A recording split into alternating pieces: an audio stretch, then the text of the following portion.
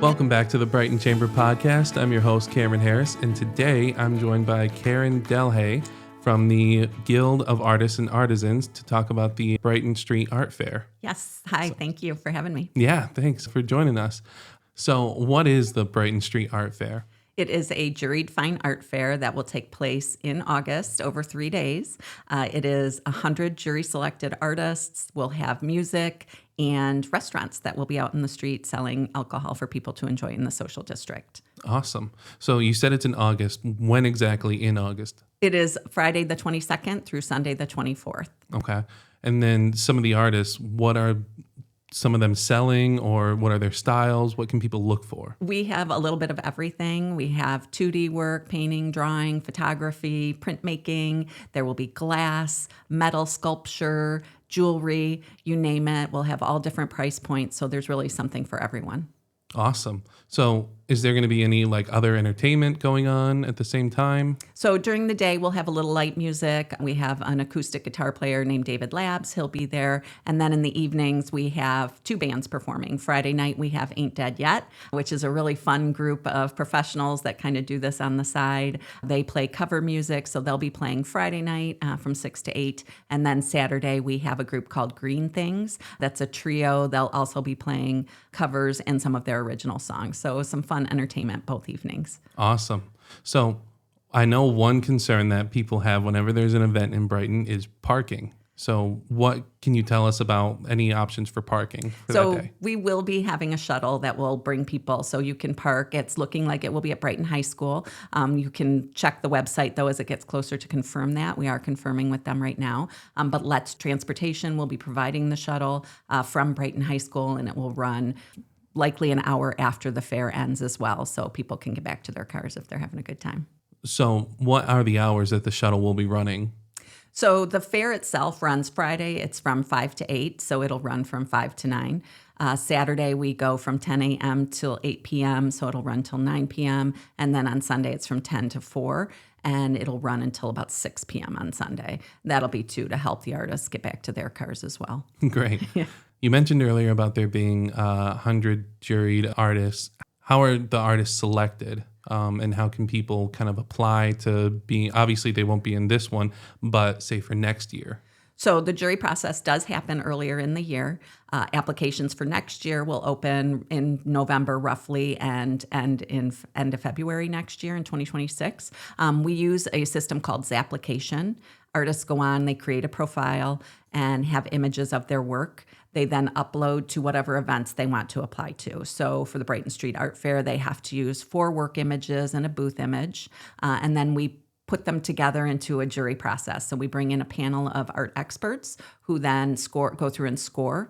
We break it down into 3 different jury panels. So we have a 2D panel, a 3D panel, and then jewelry. We get a lot of jewelry applicants. So jewelry has its own panel, and they score, and then artists are invited by score. So top scorers obviously get to be invited. Mm-hmm. That's awesome. Yes. So is there anything else that we haven't mentioned today that you'd like to bring up? About the fair itself? Yeah. So it's going to be a lot of fun. I think the quality and the amount of artists continue to grow.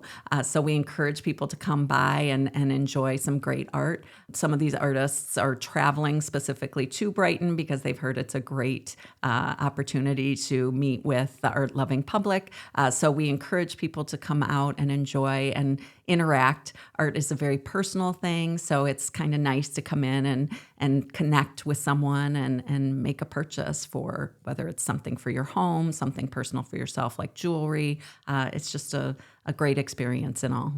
Can you tell me more about the food options and who's all involved with that?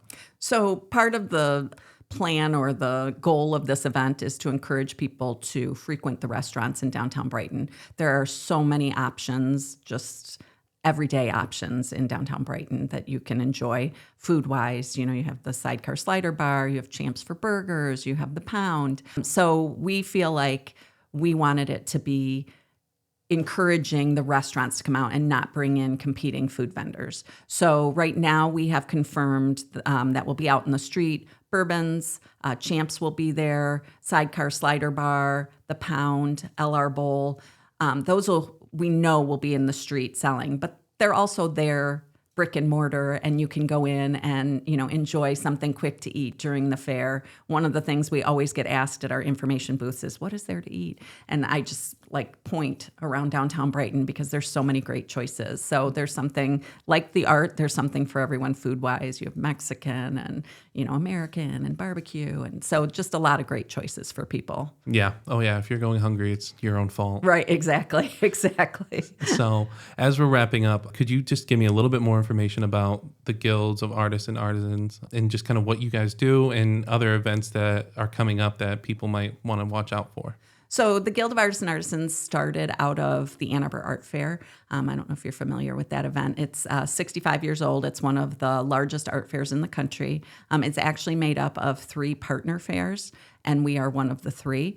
We started roughly 10 years after the original fair started in downtown Ann Arbor, and we were a group of students who couldn't necessarily get into that fair, and so they set up on the Diag at the University of Michigan.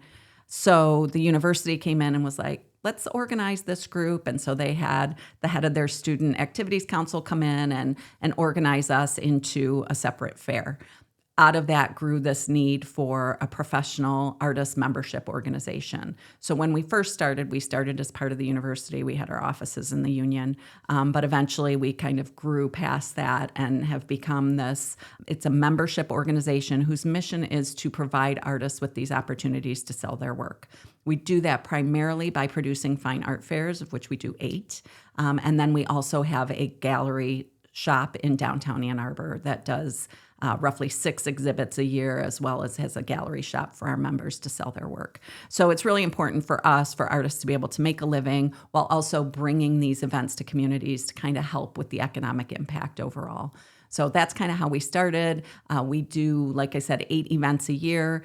We do 2 in Ann Arbor, one being the Ann Arbor Summer Art Fair, the other in the fall. We do 2 in Birmingham, Michigan.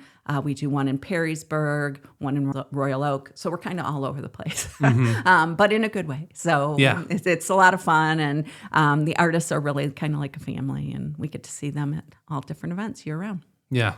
That's awesome. Yeah. So where can people go to really find more information about updates or any of the other events and dates and stuff like that? Our website is theguild.org. There you can find all the information about our gallery as well as all of our art fairs. Awesome. Well, thank you for joining us today. Thanks for having me. Yeah, of course. Appreciate it. And thank you for watching, and we'll catch you on the next one.